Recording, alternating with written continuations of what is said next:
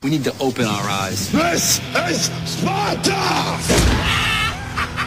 You want answers? Want the truth? Everyone thinks they know all the different sides. I would say there's one more side. That's the Cohen side. ScienceFictionUSA.com. Nice.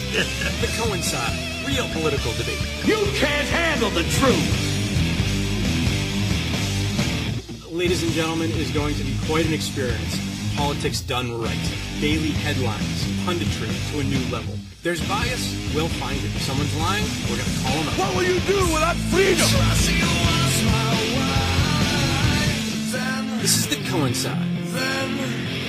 My partner in crime, Chuck Morse, my book sales will go through the roof. If I have to listen to you say that one more time, I'm sentencing you to 24 months in prison. I reject that.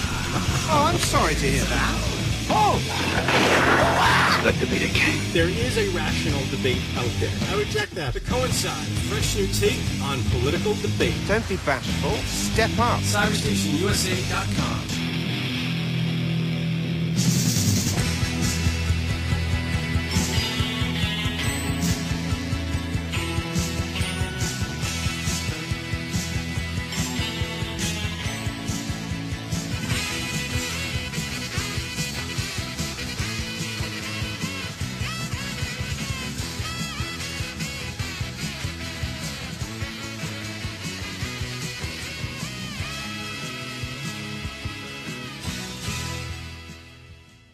The first individual, who is a congressman from Texas, has actually stated that in terms of global warming, he believes that one thing that lefties are not taking into consideration, for example, is that, let's say, wind power.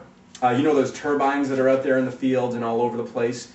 He wants us all to realize that we have no idea how much those are going to impact global warming as well. He believes that all these wind power turbines all over the globe are going to change wind patterns and actually create more of a warming effect than anything that we currently know of. So we should be very careful before we start putting up wind power turbines all over the place. And that's interesting. Yeah, oh, it's very interesting. And as a side note, just as a little plug. What's the science on that, by the way?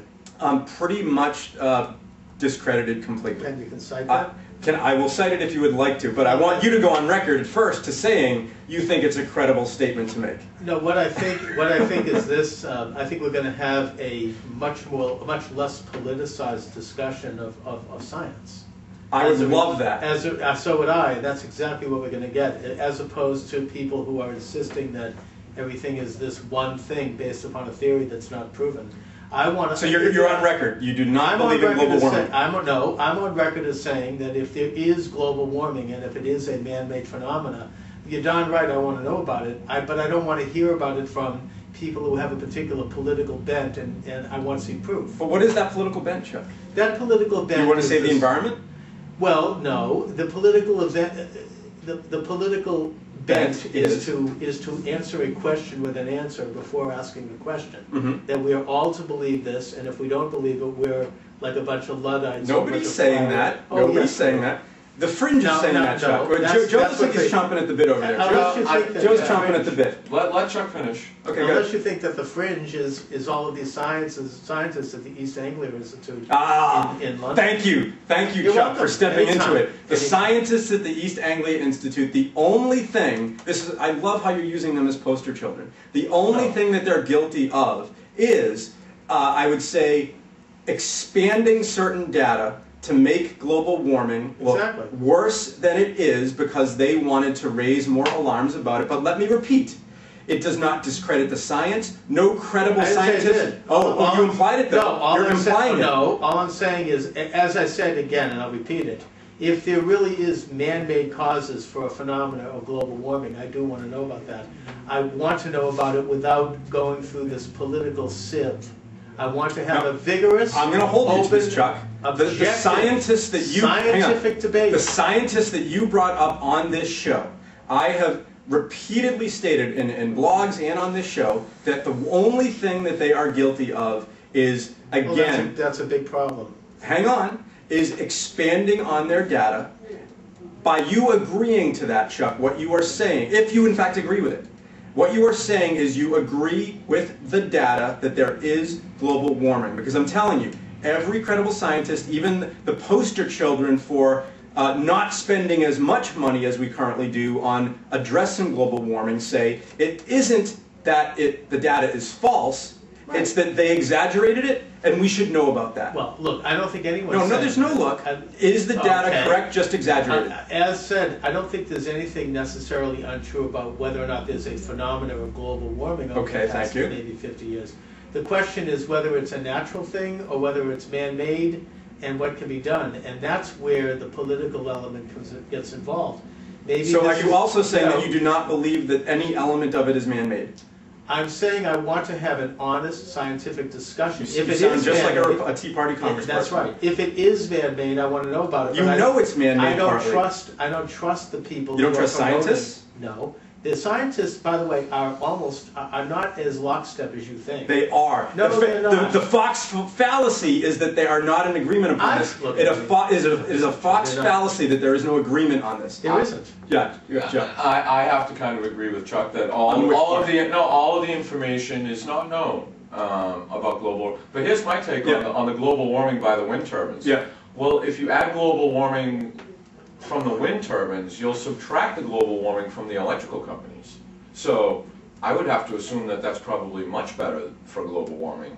Having the wind turbines and getting rid of the you mean you just the factories? So you mean the wind turbines are better anyway? Correct. Yeah. Yes. I mean, you'll be taking away from the grid from the power company. Right. Am I saying that right? The utility companies. Basically, so they'll you're saying each other out. But wind turbines are good. Yeah, absolutely. Yes. Okay. Absolutely. Okay. So I mean, look, but I do have to agree with Chuck that I know you do, and I'm sorry, I know you do. All the data, you can't say people, No, but here's the thing. This is, I'm not going to say it's a conspiracy, but this is the problem with the current political debate. The fact that Joe, who's a great guy, can sit here and agree with Chuck and say that yes, the data is not all known, simply because stations like Fox and conservative pundits say it. That, everyone, I'll say it for the umpteenth time, I will say it again until I am blue in the face, the data is in. There is no controversy. There is no controversy. Global warming is real. The absolute only issue that even scientists on the right agree with is that these instances, lone instances of some scientists exaggerating their data does not make it false. It just makes them not as credible as they were on the exaggeration, not on the issue itself. And secondly, even again, the poster child for right-wing, let's say, let's not spend as much money on global warming, do not say it doesn't exist. They simply say we should not be spending as much money because of X, Y, and Z. They do not. It is. I'm going to say it again. It is a fallacy. That's why the Cohen side is on the air. It is a fallacy that there is no global warming. Yeah, but the issue is whether the data is in. The issue is whether it's man-made. Well, it's, having all these vehicles, the United States goes through 200 million gallons of gasoline a day. That cannot be good for the environment. It's not. It can't be. So that's not good for air pollution. No, the question is whether it has any impact. So this is anecdotal. Sure, I'm going to say it. It has an impact. How much it is? Since we put it on the show last week, I'm going to say it. It was anecdotal. He's a comedian. Maybe he's one of these left-wing politicos that you don't like listening to. But Bill Maher, in the tape that we played last week, specifically said, look, I've lived in LA for 15 years. 15 years ago, I couldn't see the mountains on a daily basis because of smog. 15 years later, after government approved and stimulated regulations on emissions, smog is better. It's only because liberal progressives put those laws through. Chuck, emissions regulated. Factories, emissions regulated. Smog is better than it was. No connection to man-made. Fine. I mean, look, we all support clean air. The science and the anecdotal backs up all of this.